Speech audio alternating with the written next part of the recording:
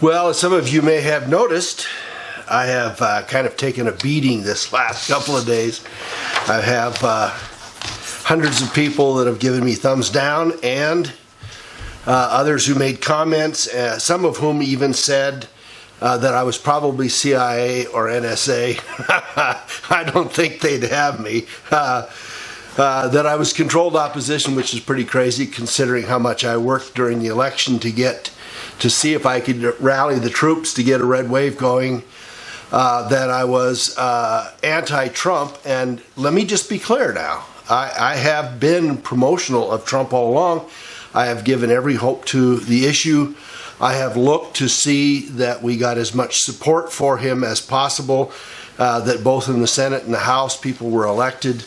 I have supported and encouraged and engaged what it is that he is doing right from the outset. So there are some that said, well, you obviously were really secretly for Hillary all along. And let me just tell you, if my vote was the deciding vote of whether Hillary became the next president, and there was just me, I was the point guy, they could burn me at the stake before I would vote for Hillary. All right? Just to be really, really clear.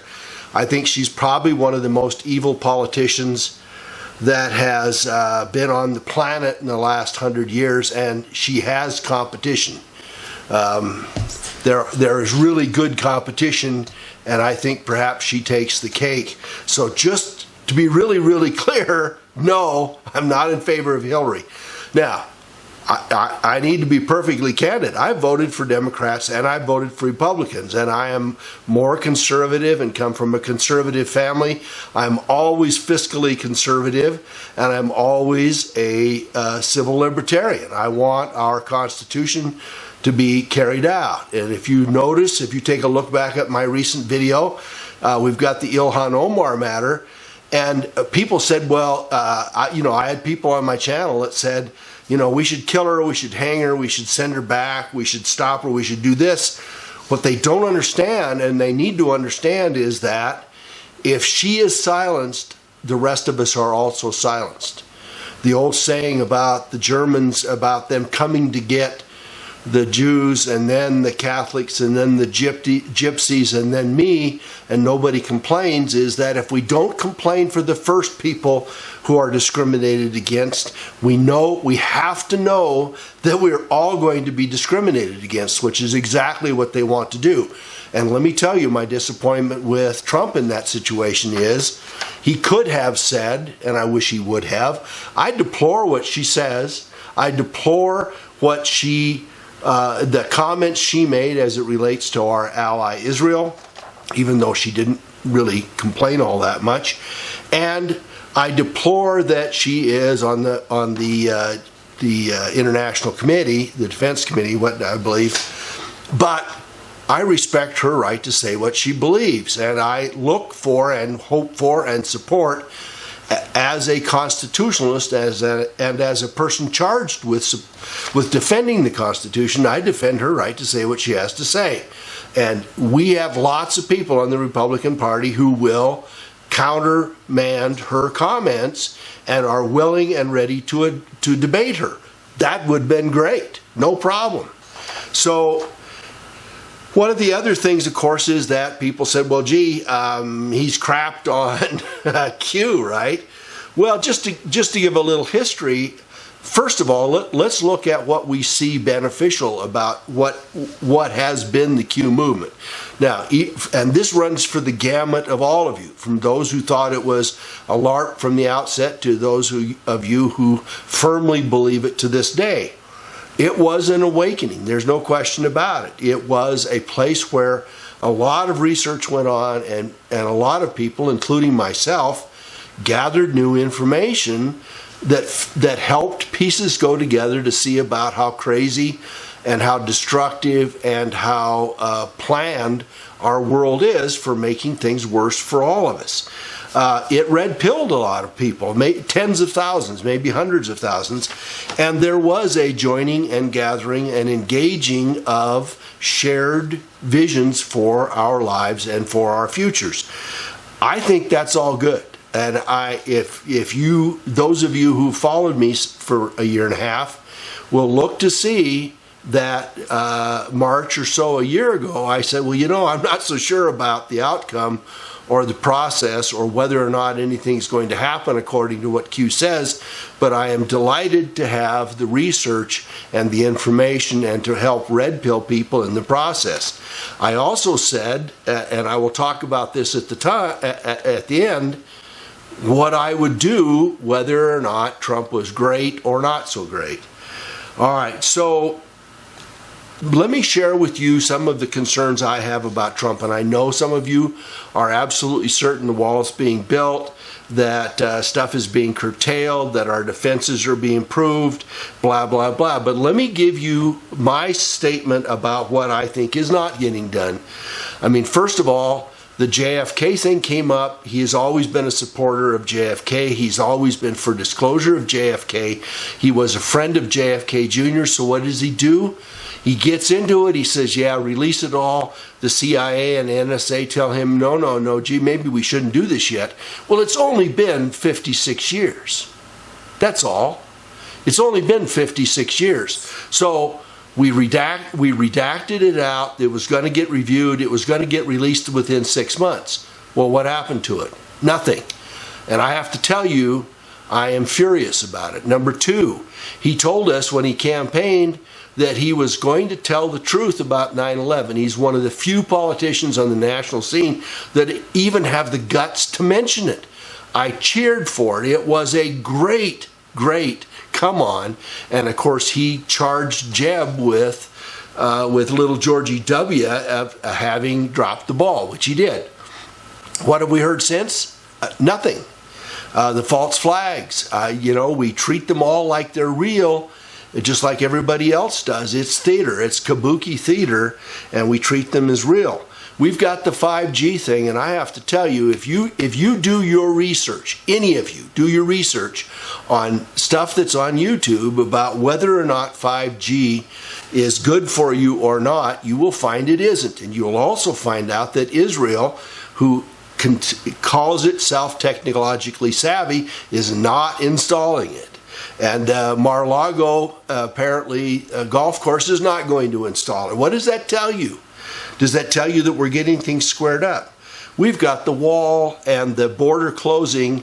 I'm going to share with you a couple of graphs, but the graphs show that we have lots of stuff going on the wall.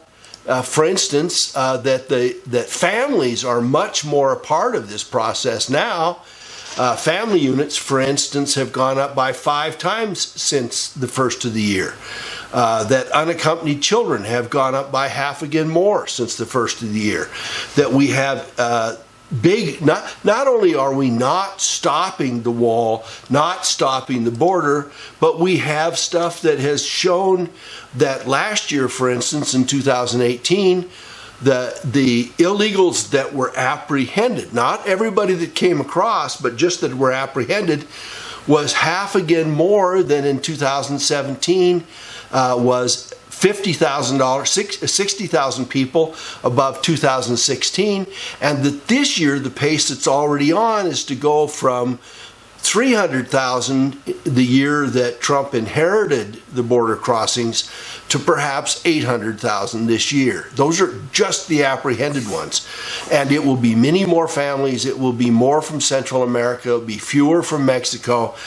It will be more people in destitute need, and it is going to drain more and more services from all of us, and that border needs to be closed. Now, I have people that show, they're building the wall here, they're building the wall there. Yes, they're building 20 miles here, they're building 10 miles there, they're building a few miles here and there, and if you look at the videos, and they're on YouTube, people can walk around either side of the wall. I mean, if you showed up crossing the border in the middle of this brand new wall, you'd have to go 4 or 5 miles one way or the other, or 10 miles, to get around it, and everybody knows how to do that. So the only thing that the rest of those borders do is stop vehicle crossings. People can walk right across it. Even I can walk right across it. So it needs to be done, and it needs to be closed. And I applaud him for saying he's going to send illegals to sanctuary cities. That's all fine and good, except that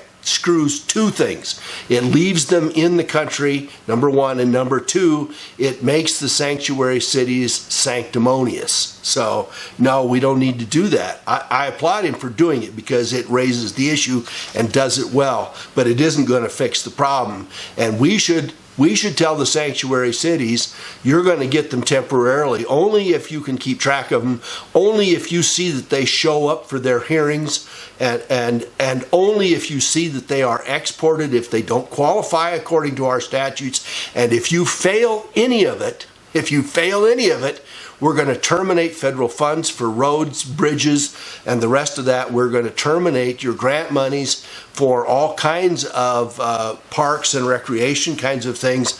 We are going to shut you down and make you be a sanctuary without federal support and without the support of us voters. I've got a real problem, shifting gears now, tick, tick, tick. I've got a real problem with the wars.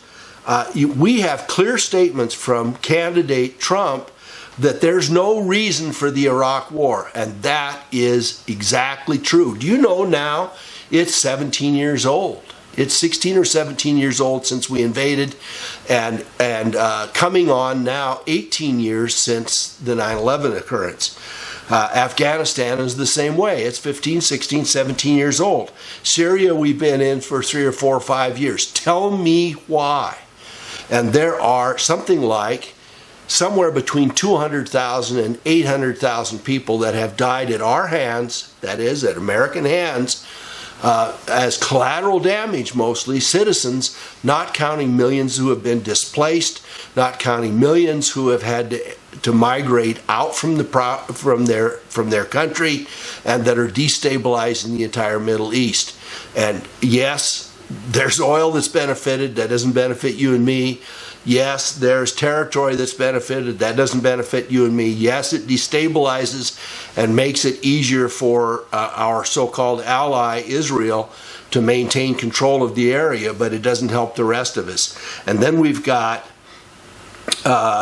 Yemen that is ongoing, and we're giving money, huge money, and military aid to the Saudis to pummel Yemen. Venezuela is going to flip, and we are facing off with the Russians on that.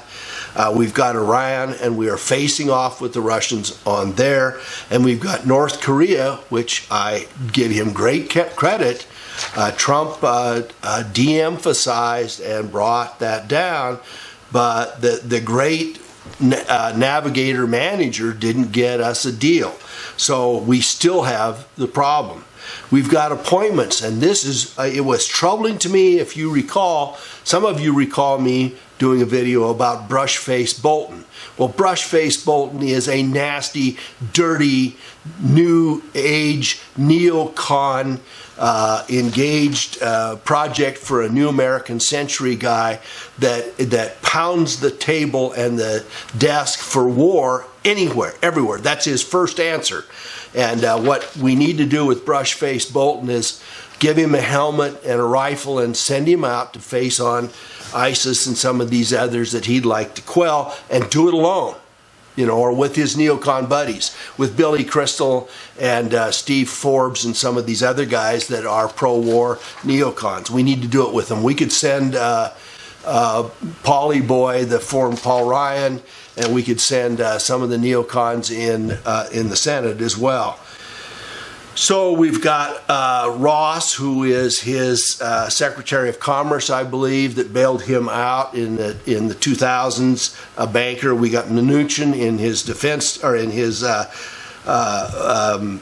Department of Treasury. We've got 666 Jared Kushner, that is running all over the country, supposedly doing stuff for us in an informal way.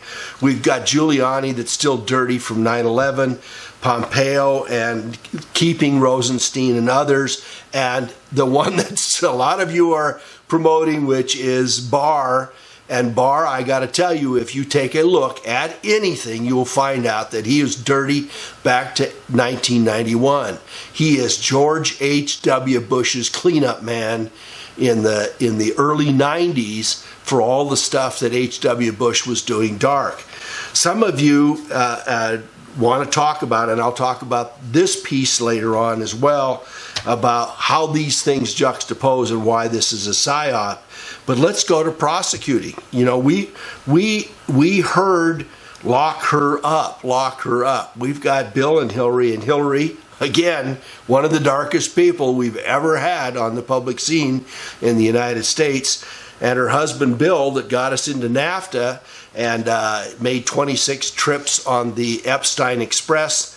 And that goes back to Alexander Acosta, who is the one who was supposedly the federal defense or the federal prosecuting lawyer who settled the Jeffrey Epstein case. Do you know how it settled? Well, I think he got 14 months of sequestered time, but he got to be home part of it. He got to have his own wing. He had his own security. He had his own separate benefits and the rest of that. But let me tell you what the dark side of this one is. And this is not legal, but they got away with it. So Jeffrey Epstein pled guilty to a couple little charges. And they released him from prosecution for every other charge that they had or could have before then. But that's not the worst of it. Do you know what else they did? They released everyone else with whom Jeffrey Epstein was involved and engaged. So in effect, what they did is they gave him immunity from any further prosecution, and they gave everybody they knew or didn't know or might know, the Bill Clintons of the world, the defense attorney, Alan Dershowitz, and the rest of these guys. I'm not saying they did stuff, but basically the blanket protection, Prince Andrew, all the rest of these guys, there was a blanket protection allegedly put on in the settlement for Jeffrey Epstein.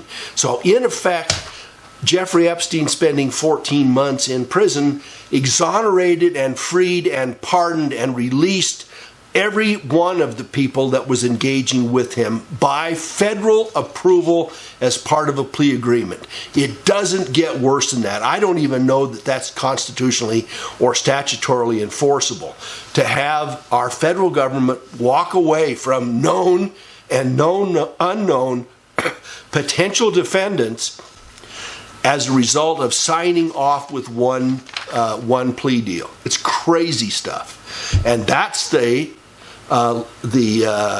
cabinet member for the Department of Labor. Did he get paid off? Yes, he did. Absolutely.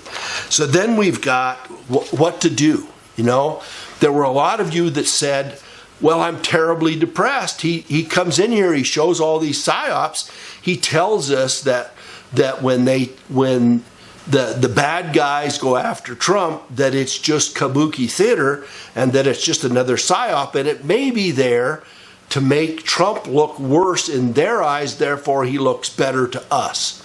and that psyop kabuki theater is working both ways. Each side makes the other one look bad, which helps to validate to their own supporters that they must be good because the other side thinks they're bad. That's the way it works. It's crazy stuff. So some of the depressed ones said, well, you left us with no place to go. And the answer to that is, no, I did not. First of all, we worked really hard on the last election, and that incidentally is another place where Trump has fallen down. Q told us they were going to do all this stuff about the elections. Don't worry about the elections. They're going to be good. And then everybody that supported Q came back in afterwards and said, well, we had to get them to do illegal stuff so that we could witness it. Now we can go after them. Tell me what we're doing. Tell me what we're doing, people. Tick, tick, tick. So if you'll take a look at my channel, you'll see that the back cover of my channel says Unite the 10 million. It says Unite the 10 million, and it has said that for a year and a half. And what I tried to do at the very outset was to say, folks, if Trump is doing great, we'll help him. If he's not doing great, or if he falters, we need to be ready with Plan B. And Plan B is that by being united and by showing a single force And by reaching across political lines, reaching across boundaries, reaching across parties, religious affiliations, and with differing points of view, we say, no, you're not going to take our democracy, our republic away from us. You're not going to do that. Nothing happened. Last spring, I attempted and spent thousands of dollars and set up a website to go after the Fed, because I know that if you go after the Fed and take it down, you take down the cornerstone of financial impropriety, which is feeding and financing a lot of this. I had 25 or 30,000 subscribers at the time. I needed 100,000 signatures. I got 12,000 in a month, and it went away. It just went away. We couldn't even sign a signature, and I had people among you, and I appreciate and I accept it. Well, I didn't want to do that because it makes me vulnerable. Well, I'll tell you, if you watch me, they already know it, and you're more vulnerable as a result, because somebody could ask you whether you agree with me or not. And that's true for everything that you do on the internet. They know about it all. They know you down to your underwear size. So you just, well, get out there and get open about it. So then, again, a month or so ago, I said, if there is a peaceful way to turn this around, given the fact that we did not get the legislature that we need, we didn't get Congress. Congress went, 50 people flipped, and we're now something like 35 down on the Republican side, assuming that they're the good guys. And the Senate supposedly is 2 or 3 better, but then we got Mittens Romney, and we still have the lady from Alaska and the lady from New Hampshire and Maine and others, Susan Collins and Murkowski, and of course we've got Lindsey Graham that rattles around from good guy to bad guy. We've got a whole bunch of them that will not follow through and that are not going to give us what we need to have. 12 of them voted against the emergency that Trump declared for the for making the emergency of building the wall. So there's no unanimity even among the Republicans. So what I said then is, let's set up, let's get organized, let's get every congressional district lined out, let's get people going, let's get neon vests, yellow, orange, purple, green, camo, Kevlar, I don't care, get a vest on and show up at these meetings. And I got about 300 responses for 435 congressional districts. Well, that doesn't exactly form committees, does it? So, folks, what I would say to you is, if you want an answer as a member of the citizenry, if you want an answer, you have to step up. We all have to step up. We have to say, no, you can't take our country away from us. We must do it, and we must do it soon. And as I have said to you in other videos, if they take us down, whether it's 5G or chemtrails or so-called fake natural disasters, HARP stuff, or whether they do an EMP strike, or whether they fake some kind of foreign intervention, whatever they do, if it takes down our grid, it takes down the network, they shut down YouTube, they stop us from speaking, they demand the weapons, they are extra constitutional already, and if we don't hold them very soon, the dam will break, and we need to be united. We need to all wear the vests, at least when we show up for meetings and for gatherings and where congressional people, mayors and county commissioners, etc. show up. We need to be a force and to be present and to not be ignored and to force our hand at coming up with a better solution. So, am I depressing? Well, maybe. Am I hopeful? Yes, always. I have hope for the American people because I know from whence we come. We are a powerful nation. We are an independent nation. We are a determined people, and we put hundreds of thousands of men on the shores in the Pacific and in the Atlantic to save this country 70 years ago. It's my father and yours and your grandfather and your grandmother and others who did it, who were not afraid to step into a little aluminum airplane and fly over foreign hostile territory with the flak coming out around them. They were not afraid to put on an infantryman's outfit and a helmet and trudge through the mud and sleep in foxholes to save our country. And if they can do that, we can do more than munch popcorn and click our mice. We have to do more. And we have to come to the table, and we have to be proactive. So I admonish you, please, let's not beat each other up. I'm not trying to do that, but I do think it's pretty clear that we're not going to get what we need done in this term of President Trump's tenure, and we probably would not in a second term, and we won't do any better with somebody else on the other side. And the likelihood is, in all likelihood, there will be two controlled parties, one on either side, both of which are going to work against us. It's time for us to work for us and to insist that they do as well. So thank you so much for watching. I'm sorry to have been a little depressive, but I really think we need to get the message through, and we need to get organized. We need to refuse to be taken down. So I'm still on it. Whenever you guys say you're ready, let's go forward. And finally, there is the Assange thing. And I know that this is not the Star Witness business, okay? Pence went to Ecuador to gain the right to get his hands on Julian Assange. That's not good stuff, and that's Trump's vice president. How does that work for us? Not so well. So give a thumbs up if you can, and if you can't, you know, the people who genuinely don't like what I have to say, write down, let's see, right down here, right down here is the unsubscribe button. It's the subscribe button. If you hit it, you can unsubscribe. If you don't like what I'm doing, unsubscribe, all right? Thanks so much for watching.